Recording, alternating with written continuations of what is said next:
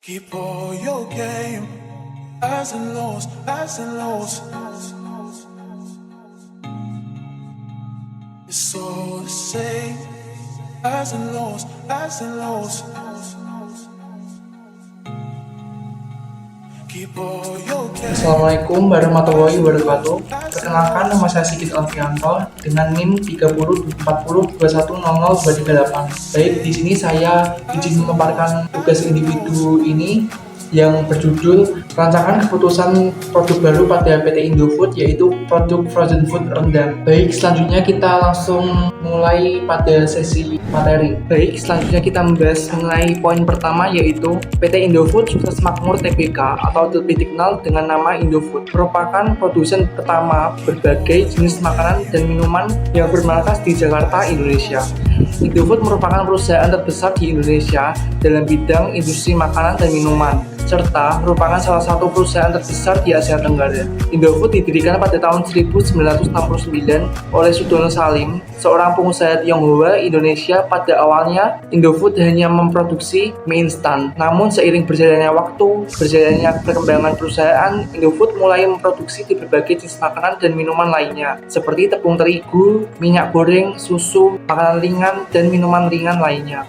Indofood memiliki jaringan distribusi yang luas di seluruh Indonesia. Hal ini memungkinkan Indofood untuk menjangkau konsumen di berbagai pelosok tanah air. Indofood juga memiliki beberapa anak perusahaan di berbagai jenis produk makanan dan minuman seperti Indofood CBP Sukses Makmur, Bogasari Flour Mills, dan Pinecil Arabia Food Line. Selanjutnya, keputusan unstructured, yaitu memutuskan produk baru pada perusahaan tahun 2026 adalah rendang frozen food. Baik, selanjutnya Indofood memiliki 4 grup usaha strategis, yaitu yang pertama, produk bermerek konsumen. Grup usaha ini merupakan pilar utama bisnis Indofood. Grup ini memproduksi berbagai produk makanan dan minuman dengan merek-merek ternama seperti Indomie, Supermie, Indomilk, dan Indosari. Indomie merupakan produk mie instan terlaris di dunia. Produk ini telah dipasarkan lebih dari 80 negara di dunia. Supermie merupakan mie instan kedua terlaris di Indonesia. Indomilk merupakan merek susu cair terlaris di Indonesia, dan Indosari merupakan merek roti tawar terlaris di Indonesia. Selanjutnya, yang poin kedua yaitu Bogasari. Grup usaha ini memproduksi tepung terigu, pasta, dan produk makanan lainnya berbahan dasar tepung. Bogasari merupakan produsen tepung terigu terbesar di Indonesia. Produk tepung terigu Bogasari digunakan oleh berbagai industri makanan dan minuman di Indonesia. Bogasari juga memproduksi pasta dan produk makanan lainnya yang berbahan dasar tepung. Selanjutnya ada agribisnis. Indofood Agri Resource Ltd.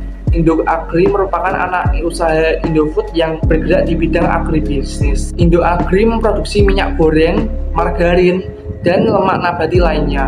Indo Agri juga memproduksi berbagai produk pertanian lainnya seperti beras, gula, karet. Selanjutnya yang terakhir yaitu distribusi. Grup usaha ini mendistribusikan produk-produk Indofood ke seluruh Indonesia dan mancanegara. Indofood memiliki jaringan distribusi yang luas di Indonesia dan mancanegara. Jaringan distribusi ini terdiri dari 100.000 titik distribusi. Indofood merupakan salah satu perusahaan makanan dan minuman terbesar di Indonesia. Perusahaan ini memiliki berbagai produk yang dikenal luas oleh masyarakat Indonesia dan mancanegara. Selanjutnya, kita bahas mengenai tugas divisi yang terdapat pada PT Indofood. Yang pertama yaitu divisi produksi. Ini harus terlibat karena bertanggung jawab untuk memproduksi produk-produk pada PT Indofood. Divisi ini terdiri dari berbagai macam pabrik yang memproduksi di berbagai macam produk, mulai dari mie instan, makanan ringan, hingga produk susu. Tugas utama divisi produksi ini adalah memastikan bahwa produk-produk Indofood diproduksi secara berkualitas, efisien, dan aman untuk dikonsumsi oleh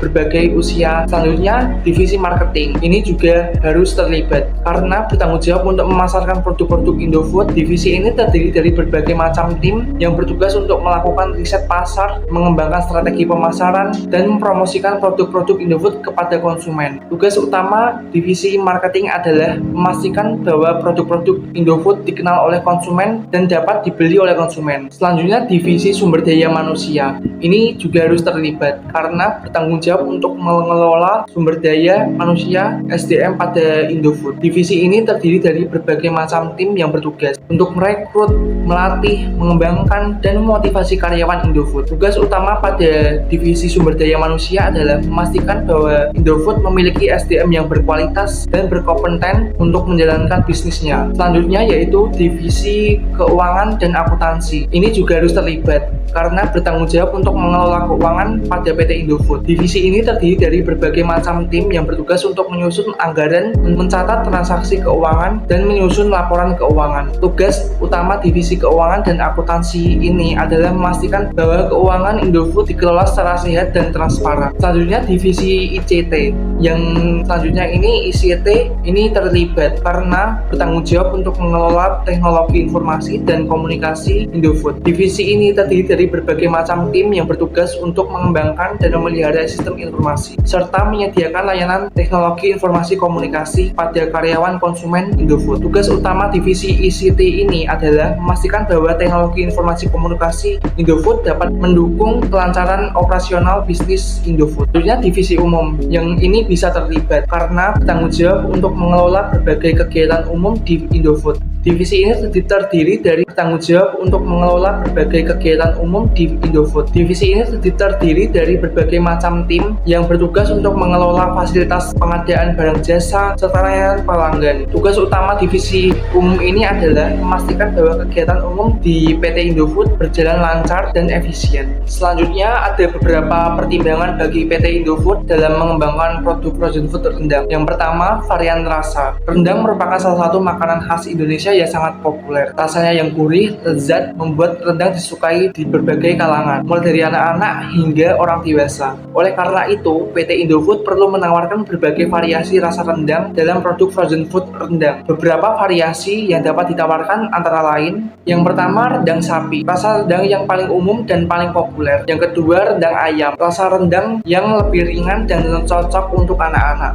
Yang ketiga rendang ikan, rasa rendang yang lebih segar dan cocok untuk penggemar ikan. Yang keempat rendang vegetarian, rasa rendang yang bebas daging dan cocok untuk vegetarian. Dengan menawarkan berbagai rasa, PT Indofood dapat menjangkau lebih banyak konsumen dan meningkatkan penjualan frozen food rendang ini. Yang kedua ada kemasan. Kemasan yang menarik dan informatif juga dapat menjadi faktor penting dalam meningkatkan penjualan produk frozen food ini. Kemasan harus dapat menampilkan informasi produk secara jelas dan menarik, sehingga konsumen dapat dengan mudah mengetahui produk tersebut. Informasi yang perlu ditampilkan pada kemasan antara lain nama produk, gambar produk, komposisi produk, berat bersih produk, tanggal kadaluarsa. Yang ketiga yaitu lokasi penjualan. PT Indofood perlu memastikan bahwa frozen food rendang tersedia di lokasi yang mudah dijangkau oleh konsumen. Selain itu, PT Indofood juga dapat bekerjasama dengan mitra retail untuk memperluas distribusi frozen food rendang ini. Dengan tersedianya frozen food rendang ini di lokasi yang mudah dijangkau, konsumen akan lebih mudah untuk menemukan produk tersebut.